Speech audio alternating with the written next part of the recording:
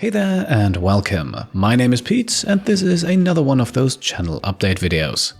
Today I have a few things I want to talk about: the channel's recent 8-year anniversary, the future of Baldur's Gate 3 on the channel, as well as the announcement of Rimworld's latest expansion, the Anomaly DLC. And let's actually begin with that last one, because I feel like it's an interesting case. Now, some of you might remember that I mentioned at the very beginning of our current Rimworld series with the Believers of Boyo that I would like to see that series finished around episode 25 to 30.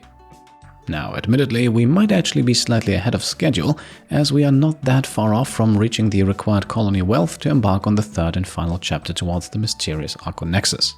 In some ways, I find that a bit sad, as I feel like this series in particular did not really allow us to dive too deeply into some of the characters and their quirks and relationships, while on the other hand it does fit rather nicely with the announced release of the Anomaly expansion at some point in April.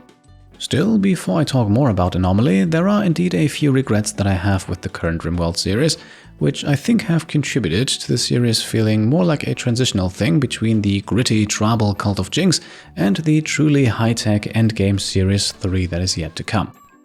To me, the Believers of Boyo could have a bit more of a unique identity, and I also think that it's not really a series that showcases the biotech DLC all that well, apart from the sanguophages and having children.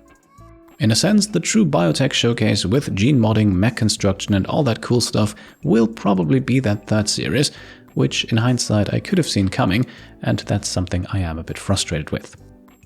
I think the decision to limit this second series with the Believers of Boyo to the industrial tech level, and coming from an entirely tribal colony, was a bit of a narrative block in the path of exploring gene and mech tech for me. And while my Rimworld series are of course also about telling a great story, I am still a completionist, and unfortunately I feel like the biotech series did fall short of my expectations in that regard. But on the bright side, that allows us to explore even more interesting new content in the next series, which I think will more or less immediately follow the end of the current one, which, like I said, should not be that far off in the future. And speaking of interesting new content, let's talk Anomaly. I'll be honest, at this point, about a month off of the expansion's release, I am not entirely sure how I feel about it. I do appreciate that they went in an entirely different direction with the expansion and the attempt to integrate a psychological horror theme into a base building and management game, which I think is extremely ambitious and something that I have not yet seen before. And while all of that intrigues me a whole lot, I also can't help but feel like Anomaly might end up being one of the more optional expansions. To me, there are DLCs and expansions that after a while you just can't play without, mostly because they attach and add on to the core gameplay mechanics so perfectly. Rimworld's Ideology expansion is such a case, in a game that is all about building your colony and managing the people in it, a system that allows you to fine-tune how your colonists behave, what they believe in and what their moral principles are. It just fits perfectly and seamlessly adds on to the core gameplay. Borrowing from a different game, but perhaps not entirely dissimilar, I feel the same way about The Sims 3, one of the first games I ever played on this channel by the way, and its Generations expansion.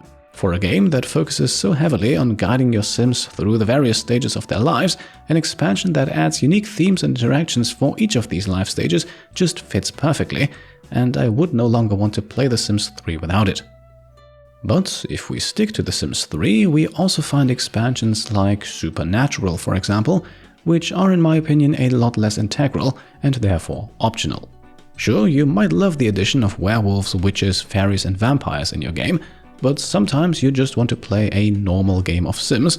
That's not saying anything about the quality of the Supernatural expansion, it's just that its content strays pretty far away from what the base game brings to the table, and thus might not be everyone's cup of tea all the time.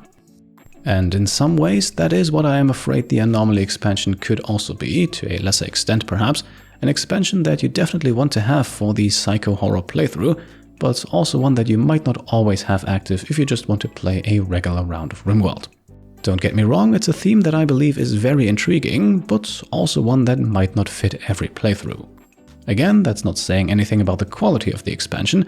After all, it's not even out yet, and at this point I have no reason to expect anything other than a very well-polished release, but I just can't get rid of this feeling that Anomaly might just be a bit more niche than the previous expansions.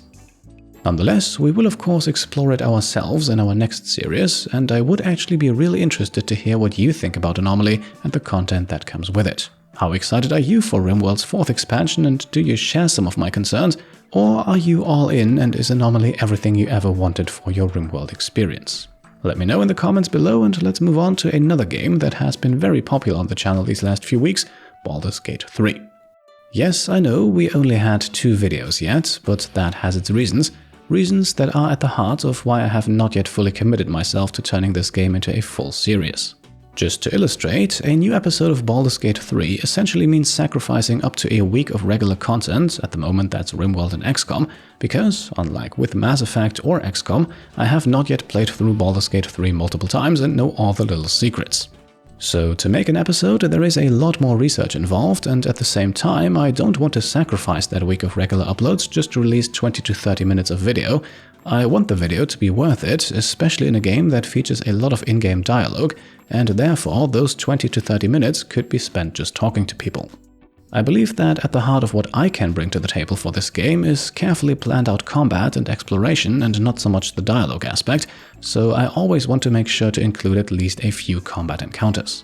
Obviously, not all of them will be the strategic masterpieces that was our fight against Commander Zork and the Cambions at the end of the first video, but I do want to make sure to present you with an optimal strategy for every fight, just because we are playing on Honor mode, and in my experience, being extra careful and using all available options even in those low-stakes encounters, that ensures that you are well prepared for the tougher fights that could threaten you with a game over.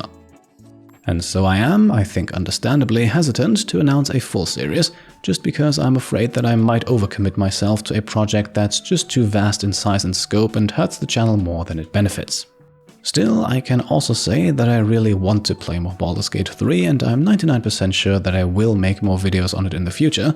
Will I eventually play through the entire game all the way to the end? Who knows, but I am pretty sure that we have not yet seen the last of the adventures of Sylvia Harryfoot. And with that, let's talk about something a bit more festive, because earlier this month the channel turned 8 years old. In the past, this event often coincided with me launching a new series or a special video. This year I decided to give you a second Baldur's Gate 3 episode, just because I don't want to make this bigger than it actually is. In reality, I started working on the channel almost 1.5 years before releasing my first video. You can see it when you go to my channel page and look at the date the channel officially joined YouTube, December of 2014. Nonetheless, I do want to take a moment here to say thank you to everyone who followed and supported me over those years. Whether you were here from day one and saw those first series of Sims 3, Mirror's Edge and Mass Effect, or you just joined recently, all of you matter a whole lot to me, and I wouldn't and probably couldn't do this without you and your support. And speaking of support, I do also want to explicitly mention all of the Patreon supporters that have decided to pledge over the years, whether it's just for a month or two or for several years now. All of you have certainly eased the financial stress that YouTube's somewhat unpredictable ad revenue can sometimes create. With that being said, I am by no means expecting anyone to pledge to support me. Just like it is with merchandise, it's simply something for those who want to go above and beyond, which I am of course extremely grateful for, but at the end of the day I'm just happy about every single person who clicks on one of my videos and perhaps leaves a comment or a thumbs up. Nonetheless, it would also be a lie to say that Patreon isn't an important part of what keeps the channel going, and so I feel like it's only fair to end today's video as we always do, by giving a shout out to all the lovely people who have decided to join the Patreon since the last channel update video.